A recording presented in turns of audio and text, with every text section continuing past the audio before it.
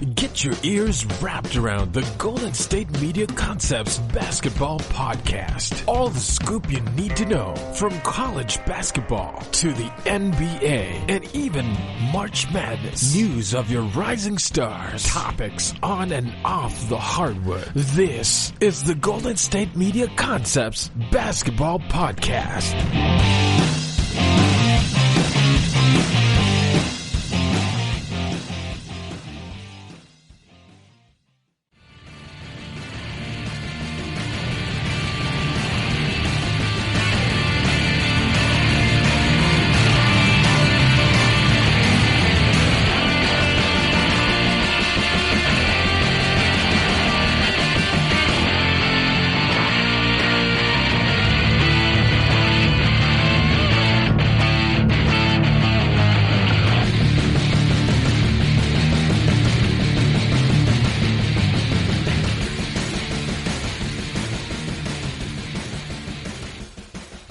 Hey, what's going on, guys? You're listening to the GSMC Basketball Podcast, brought to you by the GSMC Podcast Network. I'm your host, Casey Foreman.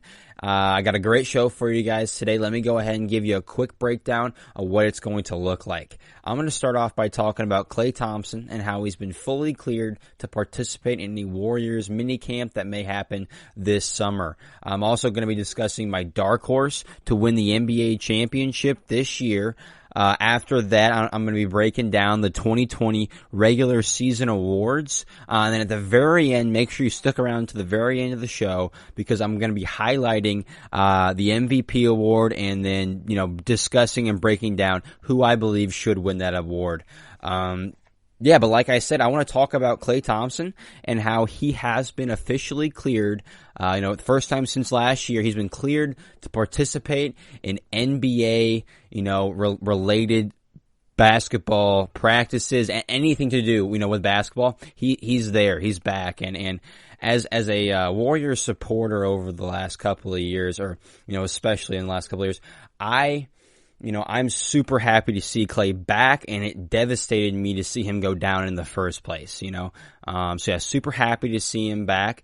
More than anything, though, I just hope he can stay healthy, go back to the level of play that he was playing at. But right now, since he is getting the opportunity to go back to the Warriors camp, and if again they do end up having a mini camp this summer, which they have, reached out to the league and said they plan on doing. They plan on doing a mini camp, getting the guys together before next year. Obviously, this will probably be before free agency and everything happens and the draft. So it'll be with the group they have right now and the guys they're planning on bringing back as of right now. But yeah, I'm super happy for him to get back and build chemistry with those younger guys, like Andrew Wiggins, Eric Paschall, Marquise Chris, Kai Bowman, the young point guard. These are players he's going to have to build chemistry with, get used to playing with. And like I said, these are young players who haven't spent a whole lot of time in this league, in exception to Andrew Wiggins, who's been in the league a few years now, or a handful of years now. He needs to get back and get working with those guys, at least they're planning on bringing back for the following year or coming years. I'm super excited to see him do that. But like I said, these guys are really young, haven't played with a whole too many of systems quite yet, if any. More than likely, a lot of these guys have played in one, maybe two. And, a guy like Klay Thompson, who's going to come in and immediately be basically a focal point, the focal point of the offense, at least, at the very least, he's going to be the number 2 option for the Warriors next year. Rightfully so. I think he's earned that right. These guys are going to need to get to know Klay. As we all know, loves to play off of the ball. We've seen him drop like 50, 60 points, dribbling the ball no more than 10, 11 times, which has never been done. So the best catch and shooter probably ever, we've ever seen in this game, and loves playing off the ball. And, one of the things that comes with playing off the ball, your teammates have to know, your style, where you like to shoot, where you don't really like to shoot, where you like coming off screens. So, and that's all about, building team chemistry that starts in the off season in these mini camps. So happy to see him getting a head start. and getting into these mini camps. Hopefully, I saw a video of him the other day, simply getting some shots up in a gym. I saw some video the other day of Steph, shooting around in the Warriors facility. So it's great to see these guys back in the facility, getting things going again. Hopefully for next, getting things ready for next year. Hopefully to make a playoff push. But like I was saying, how Klay plays off the ball, those guys have got to know where he is at all times, coming off screens, where they need to set screens, because these guys like Eric Paschall, Marquise Chris, Andrew Wiggins, these are guys who are going to have to set screens. Klay and Steph have been blessed with a guy like Draymond Green, one of the best screen setters in the game, a thing that really goes unnoticed and isn't really appreciated, but Draymond, can set a great screen, and it's definitely something these guys are going to have to learn to do as well. But I definitely think they can, and getting a head start on it now is the best choice possible. But let's talk about where Klay was before the injury and what I think is possible for him coming back. The last time we saw him play, obviously, the 2019 NBA Finals against Toronto. In my opinion, that's some of the best basketball I have ever seen Klay Thompson play. Obviously, Kevin Durant being out, he was a large part of the offense, or a larger part than he was, and had a chance, to take more shots. Obviously, points are going to go up that way, at least when you're Klay Thompson. For him also, his percentages went up. A guy who's never shot over 50% from the field his entire career, was averaging over 50%, I think around 55% from the field, was even averaging 59% in those finals. Listen to this. In those finals, he averaged 59% from the three-point line.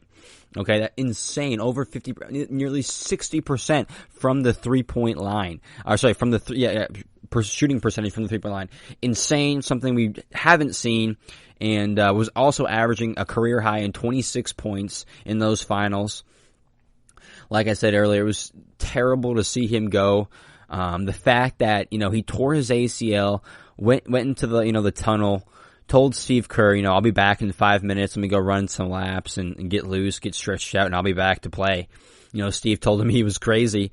Klay, ended up hearing he wouldn't be able to come back into the game unless he shot his free throws. Ran back in, made both his free throws. Went to get observed, checked out. Ended up seeing, Klay tore his ACL, was telling everybody he was fine, would be right back, when in fact, he was playing on a torn ACL. So, the mental stability, mental toughness that he has is through the roof, which is why my confidence in him to come back better, if not the exact same, again, if not better, I have nothing but confidence in that. And he showed it, like I said, coming back, making both those free throws, wanting to keep playing in an NBA Finals game with a torn ACL. So like I said, it takes a torn ACL to keep Klay Thompson out of the game. Literally a torn ACL. Besides that, he would have played. But besides that, Klay's he's a career-wise, he's a 20 point a night scorer, 40% from the three, 45% from the field overall. And coming back, especially this year, no KD, you got a lot of younger guys on the roster. He's gonna be a guy they look to a lot more on offense now. You don't have a Kevin Durant you can dump the ball to and basically make half the offense happen by himself. You don't have that guy anymore. Excuse me. The Warriors are gonna have to go back to the style of play they were at before Kevin Durant. To flourish, to, get to that same level of play. They're going to have to get back to off the ball. Klay's going to have to be that number 2 option. Steph obviously at number 1. Heck, I would love to see maybe even, I'm sure they don't have a number 1 option. Obviously, they're not saying, Steph, you're going to shoot more than Klay. Those two guys, how they've been playing, such respect for each other's games. We could even see Klay being a bigger part of the offense than Steph. We could see Steph being more of that playmaker role, which is honestly something they need more of now. losing, like, again, a guy like Kevin Durant who can walk in and run an offense. So, Steph is going to have to take a larger part in the playmaking process. I think Klay's also going to, like I said, take a larger part in the overall offense, and, his shots are going to go up. Even though they didn't really go down too much whenever Kevin Durant did get there, I do think they're going to go up this next year.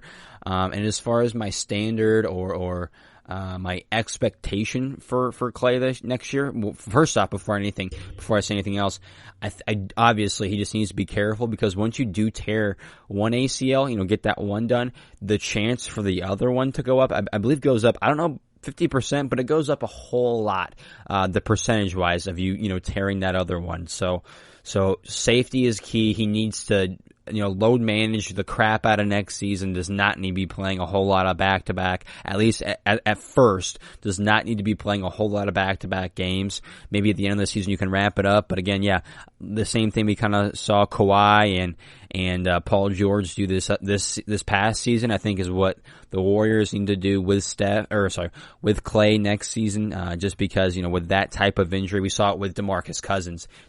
Tore the ACL, tore the Achilles, tore the other ACL.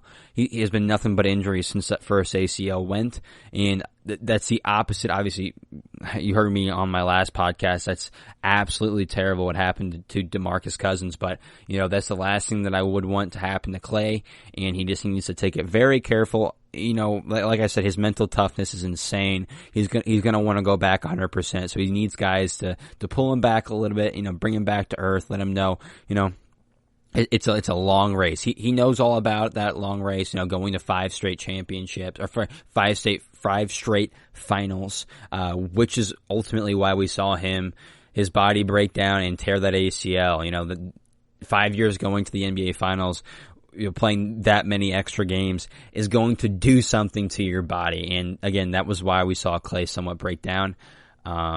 Before that, a really reliable guy, not a guy you could say was going to sit out ever.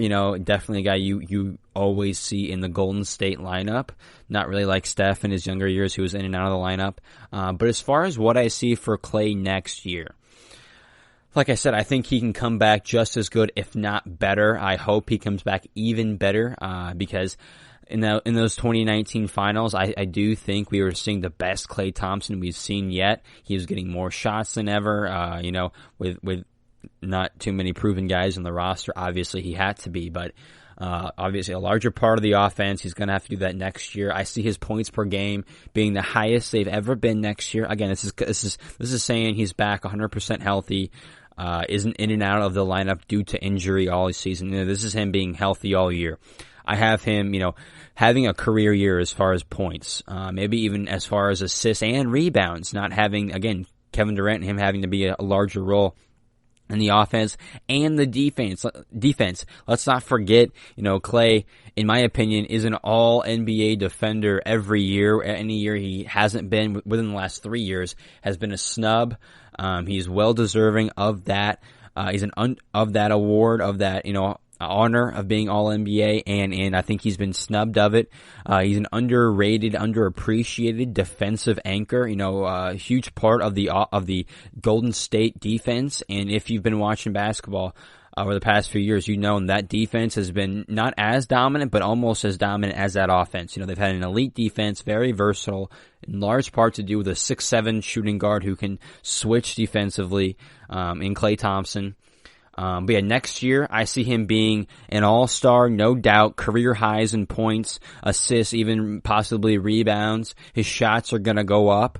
I hope he becomes more of the focal point of that Golden State offense, running screens. Hopefully he's being safe, obviously, but running all over the court, getting open, catching the ball and shooting it from behind that three-point arc. As far as the Golden State, my expectations for them, if Steph and Klay can stay healthy all year, obviously my expectations are playoffs or bust.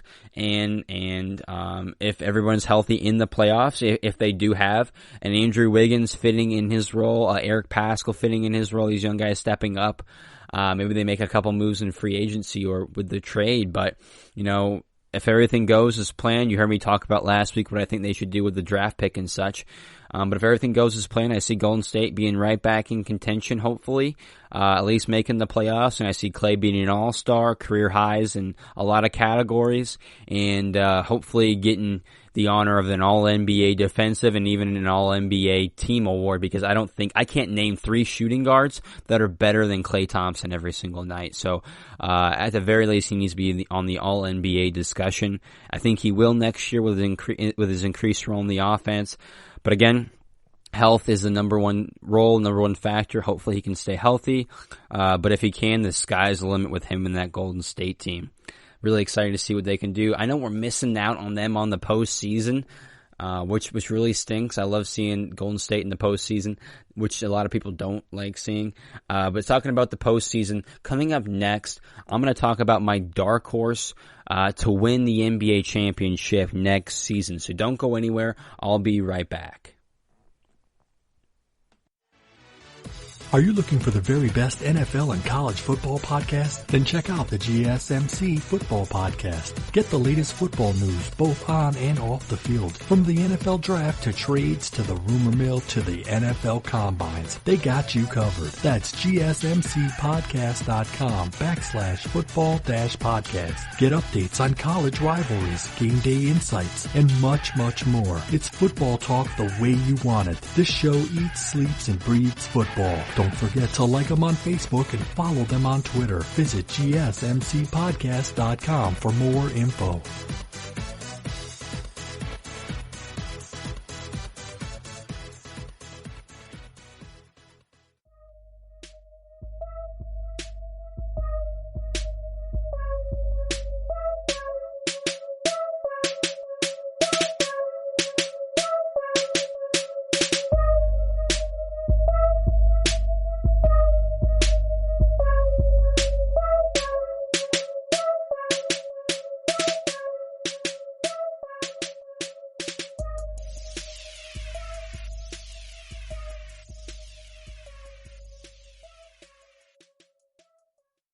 All right, guys, welcome back to the GSMC Basketball Podcast. I'm your host, Casey Foreman. Like I said before the break, what I want to do now is talk about the NBA postseason once again.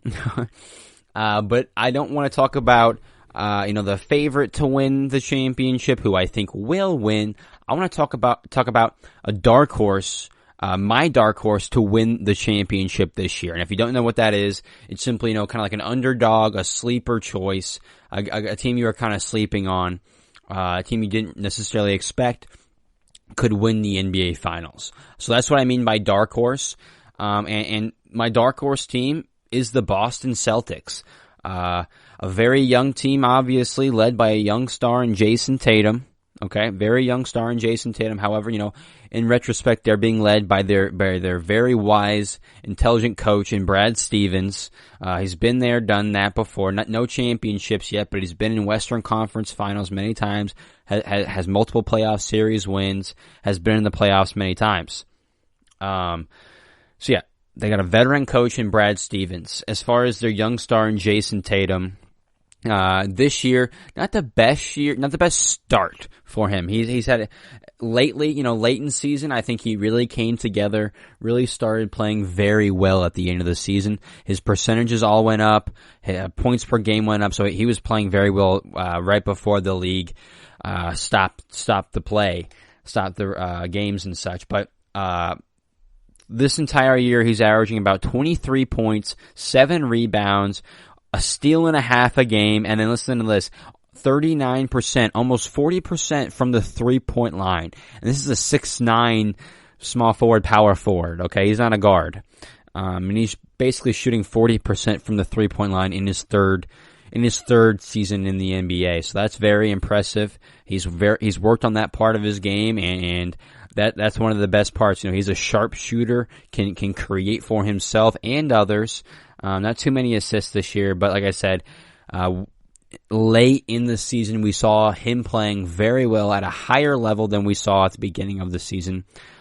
I don't know if it had to do with Kemba Walker. Maybe, he was in and out of the lineup due to injury at the end, at the end part of the season. But that can be a little concerning. Kemba was sitting for a couple of weeks, if not, a month or so. That was the stretch of time that Jayson was playing better than he had been before. So that can be a little disturbing, a little nerve-wracking that your best two players don't necessarily play their best when they're both playing. Kind of the same thing as Joel Embiid, Ben Simmons. Not to that extreme by any means. No, not to that extreme by any means. But yes, we did see Jayson playing better when Kemba was out. Since I'm talking about him, let's go ahead and keep it up. So Kemba Walker this year averaging about 21 points, about 5 assists. Definitely a good point guard, if not a veteran point guard in this league. It was more than time for him to leave Charlotte, get to an organization ready to win, ready to use his talents in a way that, that isn't wasting away his career. Not that he did waste his career by, staying in Charlotte for so long. I know what he was to that city in that town, but great choice for him to end up going to Boston in a system with Brad Stevens, who is usually known for getting the best out of his point guards, not so much with the whole Kyrie Irving thing, but as far as Isaiah Thomas goes, there's no doubt that, Brad Stevens is the reason, in large part, and the reason that Isaiah Thomas did so well, in Boston. So a similar point guard in Kemba Walker to Isaiah Thomas, very short, a scoring guy, not so much of a defensive anchor at all, not really a guy you can rely on defensively, can maybe get you a steal or so a night, but somewhat of a liability on the defensive end. And then you got a guy like Jaylen Brown, averaging about 20 points, 6 rebounds, also averaging a steal a game. Don't know if I've said this yet, but the Celtics are the only team in the entire league who have 3 players averaging 20-plus points a game. Obviously, Jayson Tatum, Kemba Walker, and Jaylen Brown. Jaylen Brown, similar to Jayson Tatum, very young player, up-and-coming player. He's proven this season in his larger role that he is capable of having a larger role. They are the, third seed in the Eastern Conference right now, third or fourth seed in the Eastern Conference, so not the very best, again, not the best start to the season, for him this year. But again, they have a guy like Jaylen Brown as well, on top of Jayson Tatum and Kemba Walker, a guy who's a 20-point a night, make plays with his legs, also a very good defensive and versatile, defender.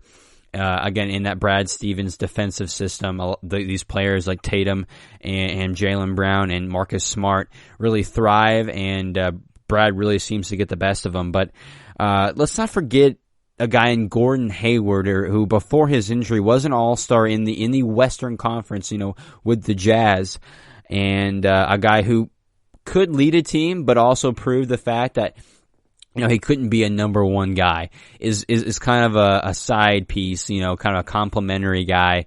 Can be the second or probably not. I want to say the second. Could have been the second, but now it can be can be your third best player, I would say.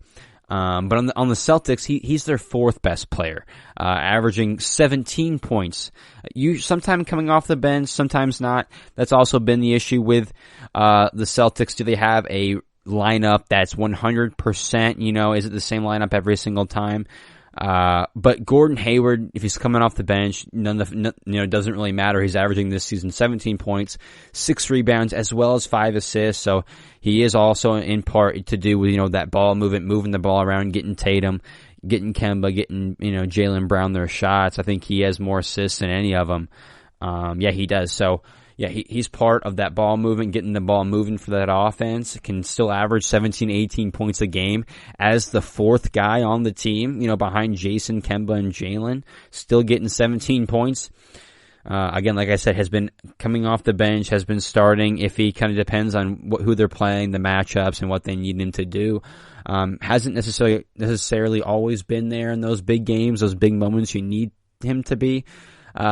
Somewhat rightfully so for him, though. The injury he suffered from, very scary. I understand him being a little timid going to the rim. He rightfully so. He should be trying not to get that injury again. Let's keep talking about those Celtics. Let's get more to their team statistics. Okay, so they're only 11th in points per game. Points per game in the league. Out of all 30 teams, they're 11th in 113 points per game. So not the best offense, but, basically top 10 in offense. So one of the better teams in offense.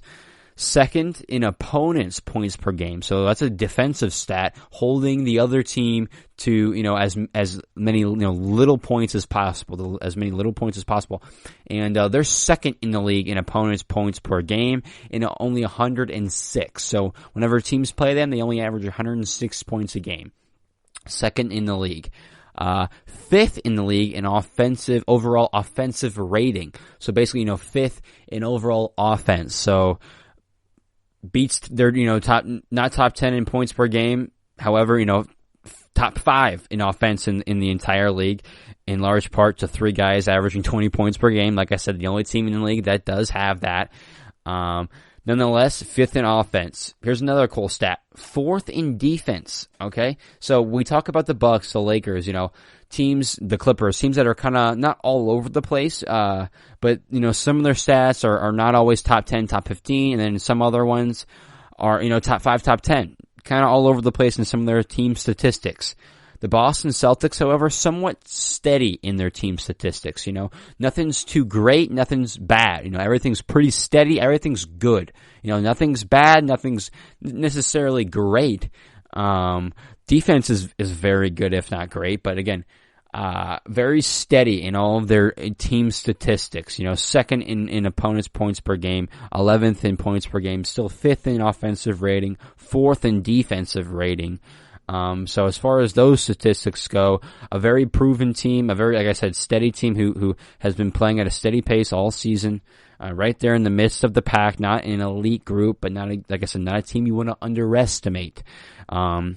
This season alone, we've seen them beat the Lakers, the Clippers, and the Bucks this year. Not a thing, too many teams have done besides those teams that I've named, Lakers, Clippers, Bucks, and Celtics. Those are the only teams who have beaten those all their teams that I've named. So the Celtics are right there in the midst with those Lakers, Clippers, and Bucks. They've beaten them this season. They're tied with the Lakers and the Clippers, I believe, in their season series. I believe they're down 1 or 2 games to Milwaukee. Nonetheless, they have beat them this season. And let's go back to the 2017 NBA postseason, 2018 NBA postseason, where LeBron's last run in Cleveland, bringing that team to the finals that he did. Not necessarily something we all saw coming. But Jayson Tatum and the Celtics were the team, was in LeBron's way in that Eastern Conference Finals. Took LeBron 7 games in those Eastern Conference Finals. As a rookie, Jayson Tatum was a rookie. Also, at the time, he was the focal point of that offense. Him and Jaylen Brown, the 2 highlights of that team at the time. Also now, obviously, but, this was 3 years ago they were taking LeBron and not a good supporting cast. Let me say that, LeBron did not have a very good team that year. Nonetheless, they took LeBron James and the Cleveland Cavaliers 7 games in the Eastern Conference Finals. Again, in these guys' rookie years, if not sophomore years. It's been 3 years since then. They got a whole lot more experience under their belt as a team, as players, and, like I've said, they've beaten the Lakers, Clippers, and Bucks this season. I don't think they should be a team people are doubting. I think they will beat the 76ers in the first round. They will beat Toronto, I think, if they match up. The biggest test for them is going to be, Milwaukee and that Greek freak. Do they have an answer? Can they build a wall around the hoop, like they saw Toronto do last year? Can they replicate that and, disrupt Giannis and get him away from what he likes to do? That's what it's going to come down to. And if they can do that, I do have faith in them. If you did listen to my podcast last week, I believe last Monday, I talked about my playoff prediction, and I don't have the Celtics winning. Let's be clear. I don't have them winning the championship. If I had to bet, that's not the team I would bet on. Like I said, they are simply my dark horse, a team I don't want to count out, some of the team that has been slept on this season, and a team who I think is capable, in large part, they have in large part to do with they have a veteran coach in Brad Stevens and, 3 guys in Jayson Tatum, Kemba Walker, and Jaylen Brown averaging 20 plus points a game. A veteran in Gordon Hayward also to help that. A guy like Marcus Smart and his cancer coming off the bench. A very good team, like I said, have beaten these high-level teams this season. I'm very excited to see what they can do in Orlando. Hopefully they've all stayed in shape. Hopefully they all, report to play. We still have to wait and see how that's going to play out, if players are going to report to play, which ones do and which ones don't. But if they have the whole roster in, don't take this Celtic team for granted. Don't sleep on them, because they could very well go ahead and win the NBA Finals this year. But very good young team. Very good young team, very exciting for the future. But again, don't count them out. Do not count those guys out. But that's going to be it for this segment. I'm going to go ahead and take a quick break, grab a swig of water, and then when I come back, what I'm going to do, I'm going to talk about the NBA regular season awards. However, I'm going to save the MVP award to the very end of the show for my very last segment. So don't go anywhere, and I will be right back. Check out the show that's built on the MMA, from the UFC to extreme cage fighting. They got the fights covered. Check out the GSMC MMA podcast. Get the latest news on past or upcoming fights. Join us as we talk to and about some of the biggest names in the MMA, past, present, and future. When it's the fight game, there's just one show to check out. GSMCpodcast.com/MMA-podcast. Don't forget to like them on Facebook and follow them on Twitter. Visit GSMCpodcast.com for more info.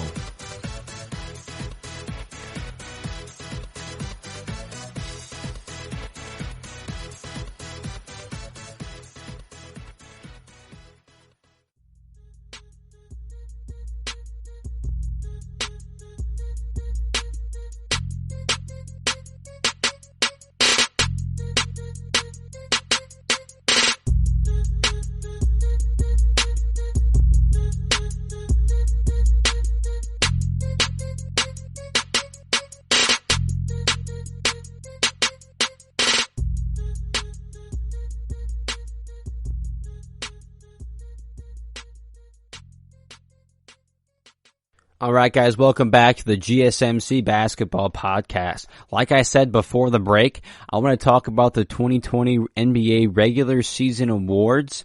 However, I'm not going to discuss the MVP until the very last segment, my next segment. So if you want to hear about that MVP race, make sure you stick around to that very last segment. But yeah, let's get going. Let's talk about those NBA regular season awards. Even though we don't necessarily know when we're going to find out these awards, who is in fact the winner of these awards. They have not yet come out and said when the replacement day, when the show is going to happen for the NBA awards. We had a date before the season started. Like usually it's in like the 20th or the middle to end of June.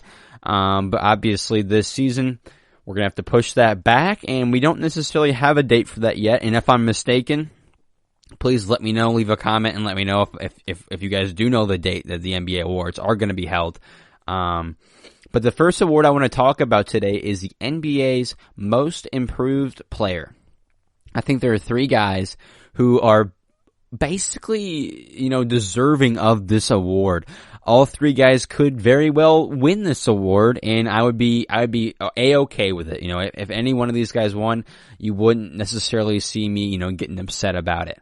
Let's talk about the 3 guys. So there's Bam Adebayo from the Miami Heat, first-time All-Star this season. Luka Doncic from the Dallas Mavericks, obviously also a first-time All-Star this season. And then Brandon Ingram, now a New Orleans Pelican, also a first-time All-Star this season. Like I said, all 3 of these guys well-deserving of the Most Improved Player award. However, Brandon Ingram, yes, he went from 18 points to 24 points. However, none of his other stats necessarily improved at a drastic rate. He went up by about 5 to 6 points a game. Luka, yes, basically every statistical category did go up for him. Went from 20-something points up to 30 points. About seven rebounds, basically up to 10, 11 rebounds. 5 or 6, 7 assists, up to basically 9, 10 assists, almost averaging a triple-double this year. However, as far as most improved goes, his stats, yes, have improved. But his overall game, this is just me. I saw this from Luka already last year, so I don't necessarily see a huge difference, a huge improvement of his game this year necessarily, because I saw this last year in his Rookie of the Year season. He was well deserving of that Rookie of the Year award. And, like I said, I saw this coming. I expected this from him this year. Not so much as, yes, definitely an improvement. Definitely. But as far as winning the award, he's second or he's third in MVP voting. I would honestly vote him for MVP over most improved, just because most improved isn't, I think I don't want to say he's higher than that level of a player, but I think Luka's an MVP caliber player. And, I saw this even last year, so yes, his stats improved, but overall I don't see a huge improvement, because like I said, I saw this in his rookie year and I expected this. Next guy, obviously Brandon Ingram. Played pretty well in Los Angeles, was a co-star or one of the co-stars to LeBron, one of the young stars in LA. Wasn't the focal point of the offense. We see him get traded to New Orleans this year. Now is the focal point of the offense with, Zion being out all year basically. Throughout a lot of the year, he was up in the 26, 27 point range. Then when Zion comes back, we see the points drop, down to the 24 point range. But still, definitely an increased level of play this season, and deserving of that all-star that he got this year. Don't know if he was an all-star over a guy like Devin Booker, however. But, however, he was an all-star, has a better record than the Suns right now, and definitely increased his stats from last year to this year. But I don't see the Heat I don't see the Pelicans having the same impact or the same, record as the Heat. The Mavericks, a very good team, but like I said, not necessarily at the same point or where the Heat are right now. Bam is doing it on both ends of the court, averaging about 16 points, 10 rebounds, 5 assists. Let me tell you what he was averaging the year before. Because like I said, you heard me talking about Luka and Brandon Ingram, what they did the year before, how they were pretty good the year before.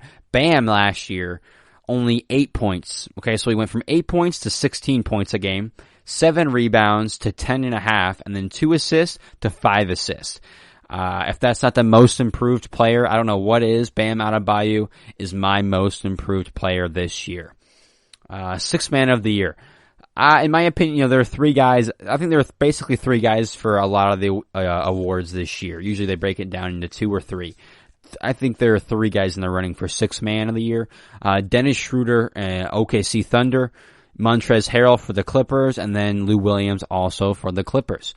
Lou Williams, been there, done that multiple times. Sixth man of the year award winner. We know what he is. We know what he can do. He's, like I said, been there, done that, kind of the boring choice, but I said this last week or in my last week's podcast. He could win it basically every year. Really depends on who else is having a good season that year, but he could win it basically any year. Same thing with LeBron and the MVP. He could almost win it every single year. However, I don't think he's the best choice this year. I really don't. I was looking at the numbers and I really didn't know how good Dennis was playing. Not too many people are talking about it. Probably because he's in, Oklahoma City Thunder. He's in Oklahoma City, but still, this year alone, averaging 19 points, basically, tied for a career high with him, coming off the bench, let alone.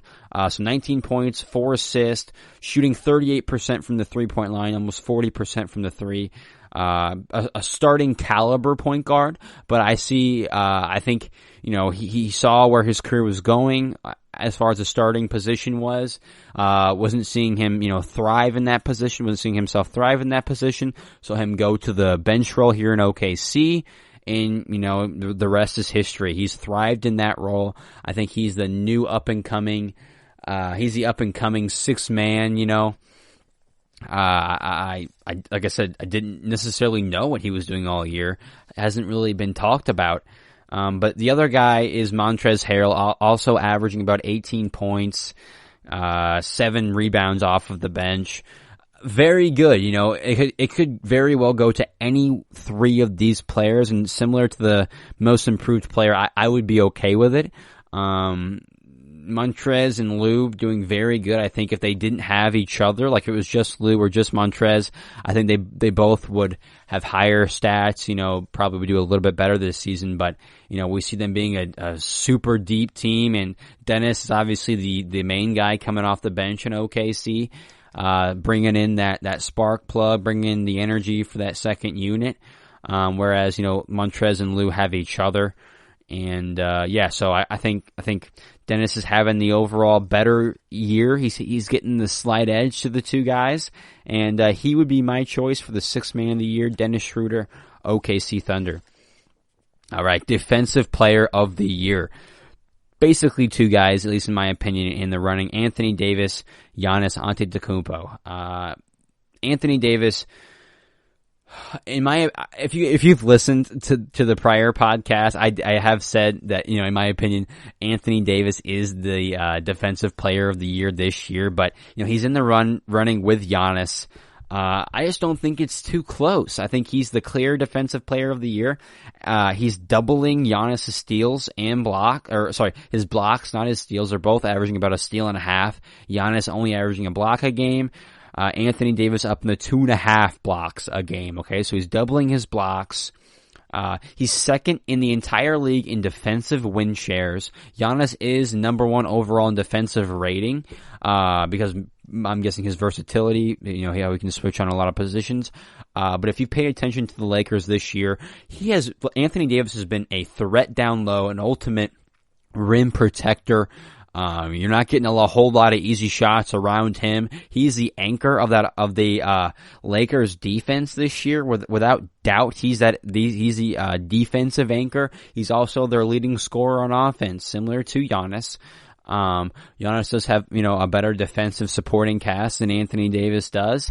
However, Anthony Davis and the Lakers are third in opponent points per game and third in defensive overall rating. So, you know, just with him and LeBron, mainly, you know, led by him on defense, they are third in the league in defensive rating. Like I said, this year, if you paid attention to the Lakers basketball, he has been a threat down low. No easy buckets around him when he is down in the paint. He's my clear choice for defensive player of the year. Pretty quick one right there, but, you know, I don't see the need in spending too much time on that one. I think it's quick and easy. Anthony Davis, Los Angeles Lakers, defensive player of the year. All right, rookie of the year.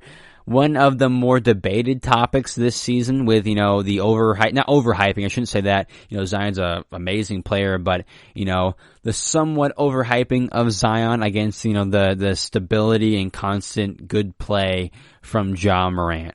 Let's break down these two guys. So Ja this year averaging 17 points, 7 assists. Zion averaging about 23, 24 points, 7 rebounds, like about 2 or 3 assists. But like I said, the consistent level of play has been Ja all season, and in highlight, in main point, it has to do with the 59 games that Ja has played in comparison to the 19 games that Zion has played. If we include the next 8 seeding games, which are going to be regular season games, technically regular season games, then maybe Zion gets closer to the 30 game range, you know, the 28. But still, I don't think any rookie of the year has won, you know, playing less than, I don't know, I think it's about 40, 45, 50 games. But still, I don't know how you can give an award to a player who only played a very small percentage of the season, you know. Like I said, Zion only played 19 games, in large part to do with that early injury he suffered, but in Summer League. But that's been the knock on him. Can he stay healthy? Can that body play for all 82 games and then, play the postseason on top of that. A lot of people are saying that, the whole reason they're doing these seeding games and inviting all the extra teams back is to see more Zion Williamson and maybe get Zion Williamson into the NBA playoffs, because we know that's good for ratings. We saw him at Duke. Those ratings were through the roof. Excuse me. But I can't give it to Zion because of the games he's played. He's only played 19 games. I gotta give it to Ja. 17 points, 7 assists, 49% from the field his rookie year. Played 59 games. Has led the Memphis Grizzlies to the 8th spot in the Western Conference, okay? He and his team have a better record than the Trailblazers, the Spurs, Zion and his Pelicans. So those are the reasons... Excuse me. Those are the reasons I give the edge to Ja Morant. Running out of time on this segment, so this will be a quick one. Coach of the Year, not something too many people care about that much. Really only one guy in the running this year. It's got to be Nick Nurse. Losing Kawhi, being winning the finals last year, showing up again this year, proving everybody that they weren't a one and done team. They're second in the East. They're 46-18. Again, after losing Kawhi, they've proven that they're still a relevant team. It wasn't just him. It had to do with his system, his players he's got there still. So in my opinion, Nick Nurse is that coach of the year. Okay. So those are most of my regular season NBA awards. I'm going to take a quick break and then let's talk about the MVP and who I believe should be the winner. I'll be right back. Check out the show built around the women of MMA. From the UFC to the extreme cage fighting, we got the fights covered. Listen. It's the Golden State Media Concepts Women's MMA Podcast. The latest news of upcoming fights, discussions of previous matches. Join us as we talk to and about the biggest names in women's mixed martial arts, past, present, and future. When it's the women's fight game, you know where to listen to. The Golden State Media Concepts Women's MMA Podcast.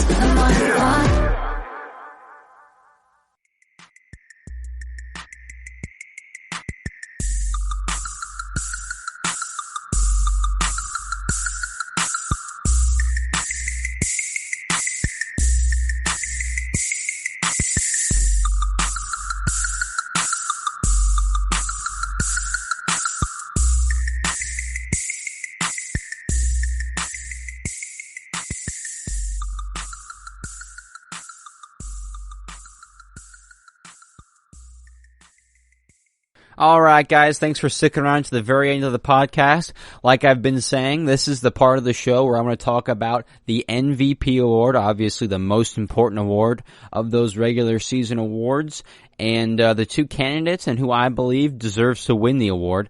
So obviously the two front runners right now have got to be Giannis Antetokounmpo and then LeBron James. In third, you could throw a Luka Doncic in there, but this is a two-man race as it usually is. Usually that third guy in there just for as a constellation, you're third in an MVP, the race for MVP, you got third. Which is, a very high honor, definitely. We saw Paul George in somewhat be third in the race last year. But yeah, two guys, LeBron and Giannis, are the clear front runners, and rightfully so. These guys are having the best season, the two best seasons out of anybody in the league this year, in my opinion. Actually, that's not just my opinion. That's a plain fact. They're the two front runners. But I want to start with Giannis, who right now is the front runner of MVP, for the MVP award. This season alone, averaging 29 points, 13.5 rebounds, about 6 assists. We know what he's doing. First in defensive win shares, he is. He's first in defensive rating. Okay, he's third in rebounds. He's third in points per game. We know what he's doing this season. We've seen it all season. We saw it last season. But, in my opinion, we're seeing a very similar season to last season. I haven't seen a huge change of play from the MVP. I haven't seen the one thing that he needs to work on. I haven't necessarily seen a huge improvement of. Okay. And And that has to be the mid-range, or mid-range to outside jump shot, not just the mid-range, especially the outside jump shot. Not something he has developed, not something he is, not his first tool in his tool bag, should I say. We saw him this year for the first time ever. I think maybe when they played LA for the first time. Yeah, he hit 5 3-pointers, his most threes ever in a game. So yes, he's making improvements there. As far as consistently is in his play, no, I haven't seen it. Hasn't reflected in his percentages really. And that's something I take into consideration when I give out these awards. Improvement from this year to last year. I see a very, very similar season. I don't see an improvement. The Bucks are still the number one in the Eastern Conference, which obviously is not the best conference in basketball. He does have a pretty good supporting cast, not necessarily Robin to his Batman. That's simply the one thing he is missing, in my opinion, is the Robin, that second caliber guy, because I don't think it is Chris Middleton. But yeah, very similar in his team and in his style of play last year. Third in points, third in rebounding. We know what he's doing, okay? We won the MVP last year, rightfully so. People are upset he won it over James Harden. James Harden was having a similar season than he was the year before. Only thing was different, was the insane scoring, those games. He was scoring an insane amount, 50 games back to back, 40 games, 30-point games back to back, you know what I mean? So yes, I could see people getting upset, but I did think Giannis deserved it last year. But this year, let's talk about the guy he's going against, LeBron James. LeBron James this year, 25 points, 10 assists, 8 rebounds. They're both averaging about a steal and a half a game, a steal per game. Both the number one seeds in their respected conferences, in Giannis and LeBron in East and West. LeBron obviously has the harder schedule, harder conference in the Western Conference. LeBron also has the better co-star in Anthony Davis, in comparison to Chris Middleton, who, like I just said, is not, in my opinion, a co-star. However, Giannis, then after that number 2 guy, has a much better supporting cast than LeBron does. Much better defensive supporting cast and some better shooters, much better shooters surrounding him. So you can kind of pick your poison there. You could say they kind of make up for it. They kind of even themselves out in a sense, with one not having the other. You know what I mean? So there's somewhat even each other out on that sense. LeBron is 4th in offensive win shares. He's 1st in assists. We've seen him this year change from, a definite small forward to a definite point guard. Has led the league in assists up until now. Changed a position in his 17th year. It's also his 17th season in the NBA. And then if you want to talk about simple eye test, okay, let's do, if you've been watching the season heavily up until it stopped, especially late in the season, if you were paying attention, the Bucks, I don't want to say struggling, but they weren't doing as well as they were in the beginning of the season. Okay, that last stretch of games, we saw them lose. In specific, we saw them lose to the Los Angeles Lakers. If you watch that game, that was one of the best games all season. That Lakers versus Bucks and then Lakers versus Clippers, that third time, was also a super close game. The second time the Lakers and Clippers played, that was also a really good game. But nonetheless, if you watch the Lakers versus Bucks, that was one of the highlights all season. And when the MVP is so close in the running, with the two guys, games that they play each other, those matchups can definitely have effect on the swing voters almost, Same thing when you're voting for president, it's the same thing when you're voting for the MVP. There are swing voters. There are guys that where, at the end of the season, if it's pretty close, if the other guy outplays them when they play head to head, that could give that guy the edge very well. Rightfully so, in my opinion. The entire season counts. You should take in retrospect the beginning, middle, and end of the season. You also shouldn't forget about the beginning of the season, which Giannis was going on an absolute tear on. At the beginning of the season, we thought AD was the MVP caliber player. And then, obviously in the middle to end, we see LeBron really take a step up, be the focal point of that team, lead it on offense. And then taking a step back on offense, but being the assist leader, 1 point behind Anthony Davis, he is leading that offense. He's the point guard and then still averaging 25, 26 points a game. And then, like I said, the eye test. Last time they played, LeBron simply had the edge over Giannis. We saw LeBron guarding Giannis, Giannis guarding LeBron, and LeBron getting the edge. The first time we saw them play, we saw Giannis getting the edge. That also has something to do with it. This was the last time we saw them play. Was Lakers Bucks, or in Lakers Clippers. And we saw LeBron have very good back-to-back performances. We saw him drop 37, 8 and 8, and then go drop 35, 10 and 7. I don't know if that was exact stat line, but it's pretty darn close. And having that happen at the very end of the season against his other front runner, his candidate, his opponent in the MVP race, having him get the edge against Giannis, that definitely has a factor to do, with the voting. And then having it to do, it's LeBron's 17th year. He changed positions. Giannis is doing basically the same thing he did last year. If we saw him develop the outside jump shot and he's knocking down threes and the mid-range jumper super consistently and he's the clear MVP, yeah, give it to him. Rightfully so. Right, last year I thought he was the MVP. This year, however, like I said, not a huge change of play for him. Somewhat consistent of last year. Not a big step up, which I like to see MVPs do, at least in a back-to-back MVP status. We saw Steph, have a better year his second year. Steve Nash, whenever he went back-to-back. LeBron has gone back-to-back. Usually it's followed up by a better performance in the year before. Haven't necessarily saw that. When in retrospect, I see a much better performance this year from LeBron than I did last year. If you can't tell already, I gotta go with LeBron James in this one. He's been robbed on many MVPs in his past. The fact that he only has 4 MVPs right now, I think is insane. He's well deserving of at least 5 or 6. Hopefully, he gets his 5th this year. In my opinion, he's the MVP.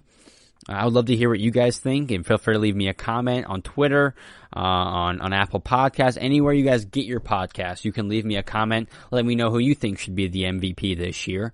In my opinion, the facts I just laid out for you, LeBron is that regular season MVP. However, let's see these 8 seeding games. Let's see what they can do in the finals or in the playoffs. Hopefully we can see LeBron and Giannis match up in the finals, get those 2 MVP candidates in that finals matchup. A whole lot of us do want. Super excited to see that. I don't know when exactly if they've already voted on the MVP, if they're waiting until after Orlando. I don't know what the whole deal is with that. If you do know, like I said, feel free to shout me out. Again, on Twitter, anywhere you listen, anywhere you see this, feel free to shout us out and let us know any details that I've missed. That's going to be it for today's podcast. Make sure you guys stay tuned, for Bryce and Nick's podcast later in the week, and then stick around for me on Thursday. Thanks for listening so much. And if you did enjoy today's show, I urge you to follow us on Twitter, Facebook, and then continue, to support us. Leave us a nice comment. Anything you guys do really helps us. And again, thank you for your support and your, viewership over the past, weeks. That's going to be it for this week of GSMC Basketball Podcast. I'll see you guys on Thursday.